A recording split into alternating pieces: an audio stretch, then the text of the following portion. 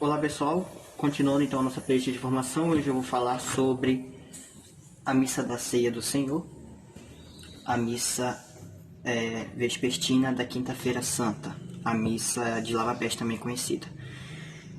Então, vou fazer aquele mesmo esquema que eu fiz no Domingo de Ramos. Vou primeiro ler as instruções do Diretório Litúrgico do Missal Romano e no próximo vídeo eu vou explicar passo a passo como será a missa da Ceia do Senhor. Também não modifica muita coisa, só mais a parte de algumas partes, alguns detalhes que se tem, e também do lava-pés que é introduzido na celebração, normalmente depois do Evangelho. E no final, a transladação do Santíssimo. É basicamente isso, não é muita coisa difícil não.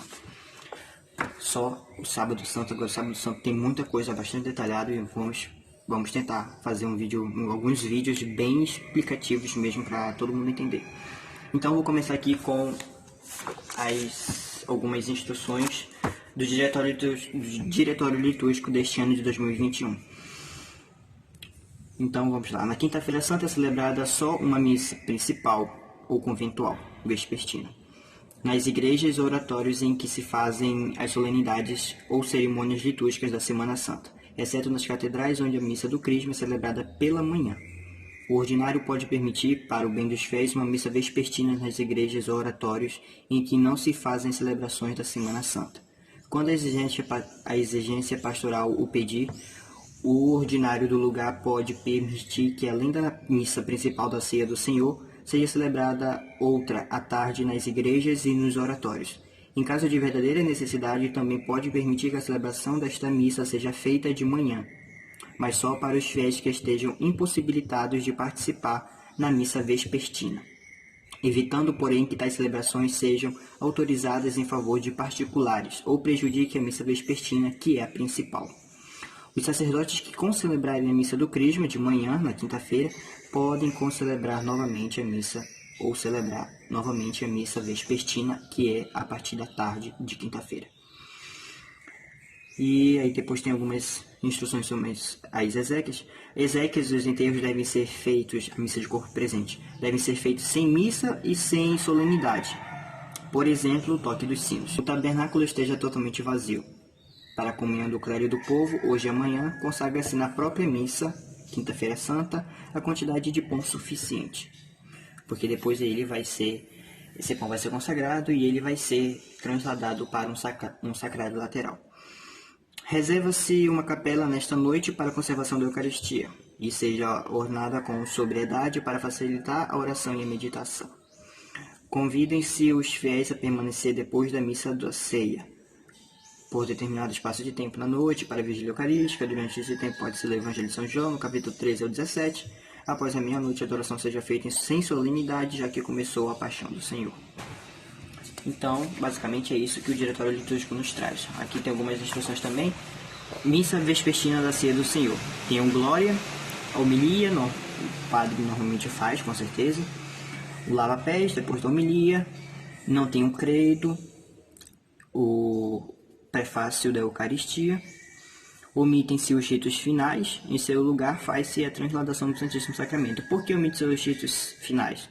Porque Quinta-feira Santa, missa de lava-pés, Sexta-feira Santa, Paixão do Senhor e Vigília Pascal, Sábado Santo, as três celebrações são uma só celebração, que é o Tríduo Pascal. Tanto é que na Sexta-feira Santa não tem rito inicial nem final, e na Vigília Pascal também não tem rito inicial, só final, porque é uma continuação. Aqui não tem rito final, na sexta-feira nem final nem inicial, e no sábado só final, porque é uma continuação da mesma celebração, Tríduo Santo, Tríduo Pascal. As leituras de Êxodo 12, Salmo 115, a segunda leitura 1 Coríntios 11 e o Evangelho de São João 13. Então é isso, vésperas próprias, obrigatórias para os que não participarem da missa da ceia. As completas são ditas depois da missa vespertina. Então basicamente é isso. Agora nós vamos ver aqui sobre outras instruções. Vou procurar também no Cerimonial dos Bispos.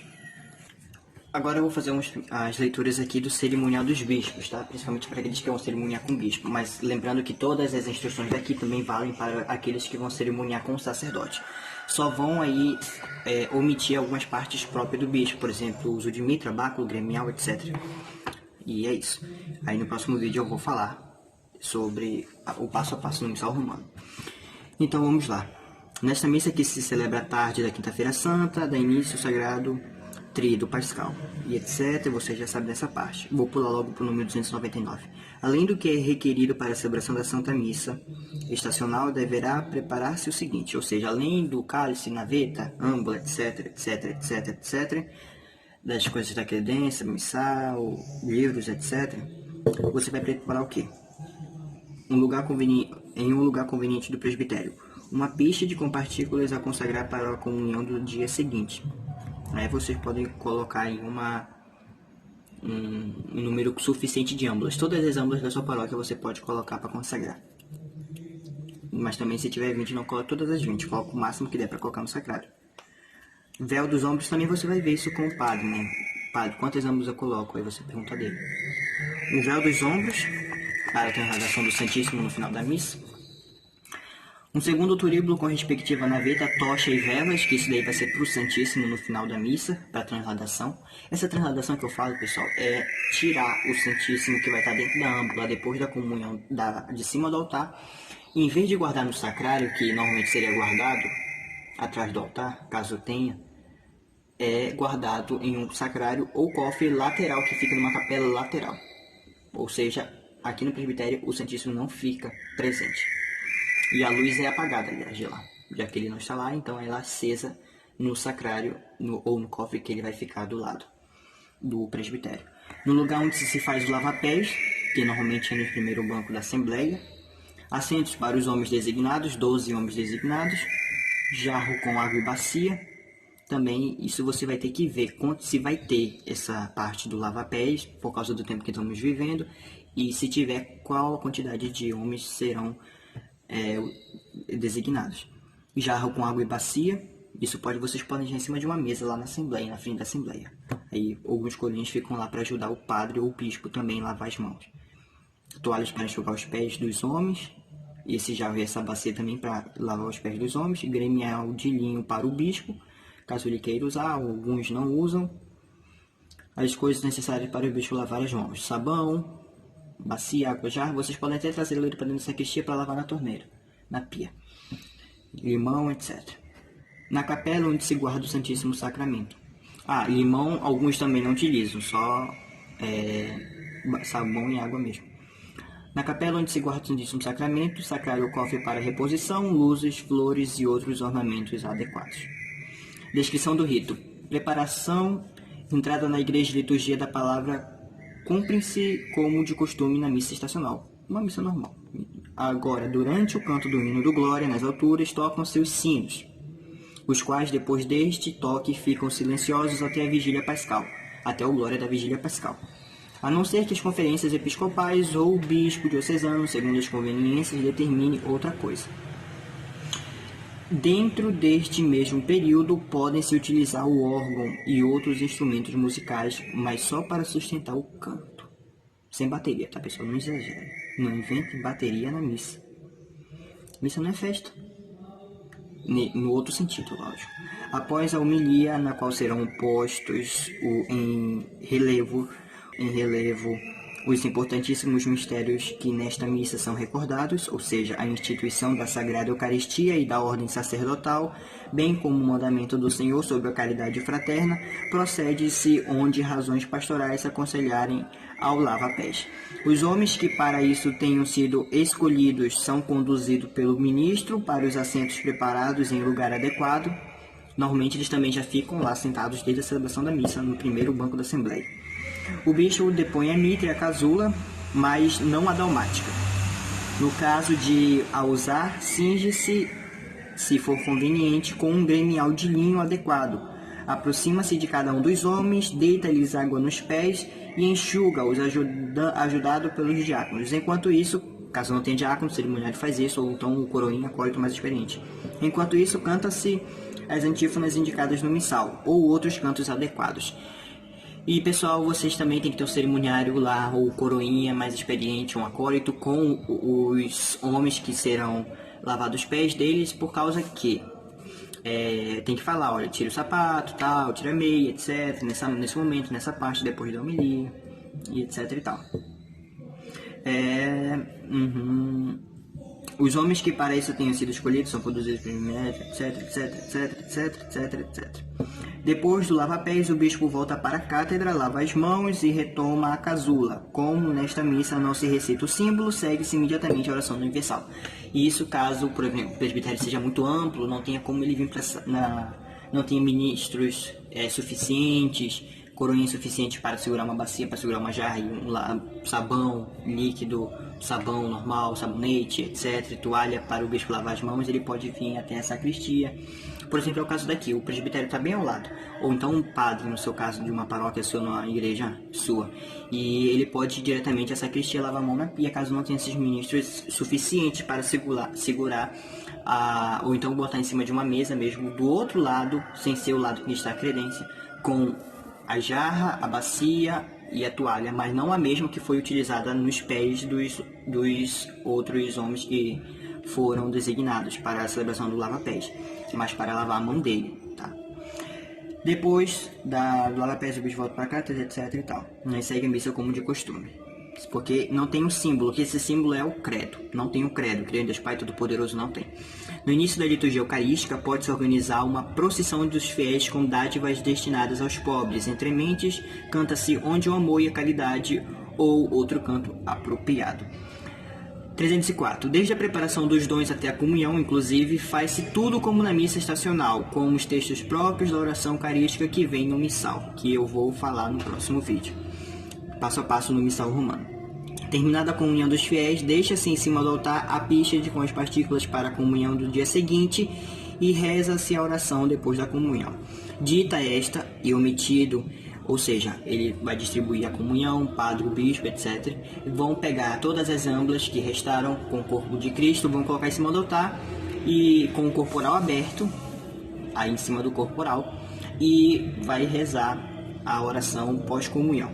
Depois dessa oração pós-comunhão, aí continua. Dita esta e omitidos os ritos de conclusão, o bispo de pé diante do altar impõe incenso no turíbulo e bênzio.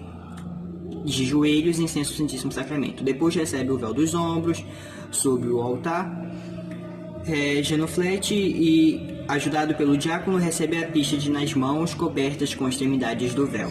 Organiza-se a procissão na qual, através da igreja, é levado o Santíssimo Sacramento até o lugar de reposição, preparado numa capela. À frente vai um acólito com a cruz, acompanhado dos acólitos que levam os cartiçais com as velas acesas, a seguir o clero, os diáconos, os concelebrantes, os ministros com o báculo, dois turiferários com turíbulos fumegando, um que seria utilizado na missa mesmo e outro que é segundo turíbulo aí que ele utilizou no final da missa, o bispo com o Santíssimo Sacramento, um pouco atrás os dois diáconos assistentes, depois os ministros do livro e da mitra, todos levam velas e junto do Santíssimo Sacramento levam tochas. Enquanto isso é cantado o hino Canta a Igreja, omitindo as duas últimas estrofes, ou outro canto eucarístico conforme os costumes locais. Então, entenderam aí? Esses turíbulos podem ser omitidos, caso não tenha como ser utilizados, podem ser omitidos também. Ao chegar ao lugar da reposição, o bispo entrega a píxade ao diácono, este depõe sobre o altar ou dentro do sacrário, cuja porta deixa aberta, e enquanto se canta Tão Sublime Sacramento. Assim, quando ele estiver colocando, começa a cantar o Tão Sublime Sacramento, ou outro canto apropriado. Incensa, de joelhos, o Santíssimo Sacramento, e depois o diácono introduz o Santíssimo no sacrário e fecha a porta. Vocês podem até preparar um genuflexório para o padre, e vocês colocam o genuflexório por detrás do altar na primeira incensação, depois da oração de pós-comunhão, e por último na frente do sacrário, na incensação, depois da procissão até o sacrário lateral.